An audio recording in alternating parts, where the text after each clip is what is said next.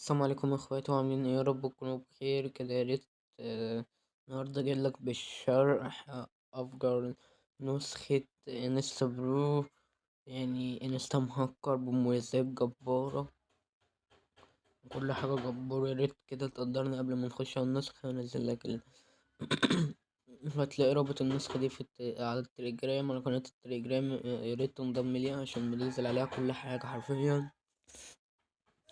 وهيكون النسخة دي مضغوطة بباسورد مكون من 4 أرقام. هقوله لك رقمين في رقمين، أو هقوله بصوتي وممكن أكتبه في الفيديو. غير كده، وهنعمل النهاردة مسابقة في القناة. لو الفيديو ده جاب 20 لايك إن شاء الله، 20 لايك، هختار 3 من الكومنتات يكونوا عاملين لايك في القناة، وسكرين ولايك واشتراك، ويجيبوا سكرين ان هم عاملين اشتراك للحاجات دي وعاملين لايك. تمام.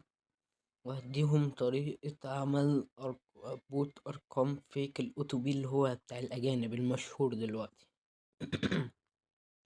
هنخش على النسخة دلوقتي.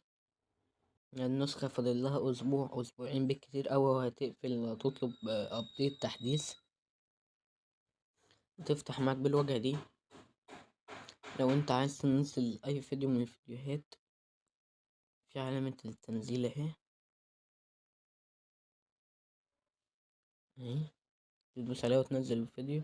وعندك هنا داونلود، على علامة التلات شروط دي. عندك داونلود، ساوند، والترجمة، وبريفيو، وداونلود سيرش انجي يعني الصورة. وبعد كده اوبن فون ابس، يعني تتفرج على الريلز وانت برا مش فاتح الانستا. وبوست، وعندك الشير واتساب ستوري.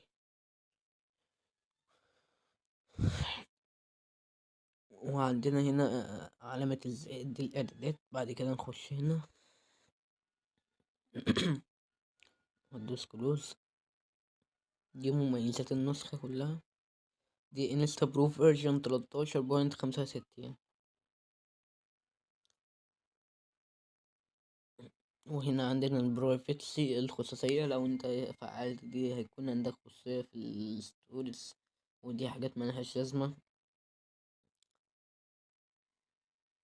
وهنا السكرين، دول أهم يعني تاخد السكرين بسرية في الشات من دون ما حد يعرف ان انت خدت سكرين.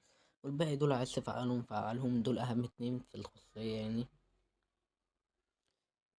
وهنا داونلود سناب شات برو، داونلود والكلام ده، تطبيقات أخرى. وهنا فاد ان ستوريز. هنا ادفع الساوند والخطوط الايفون والكلام ده.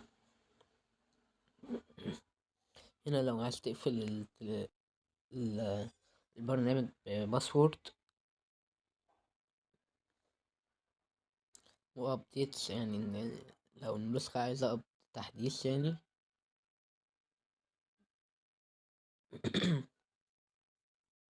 النسخة بمميزات جمدان والله يا صاحبي. يا ريت كده تقدرني.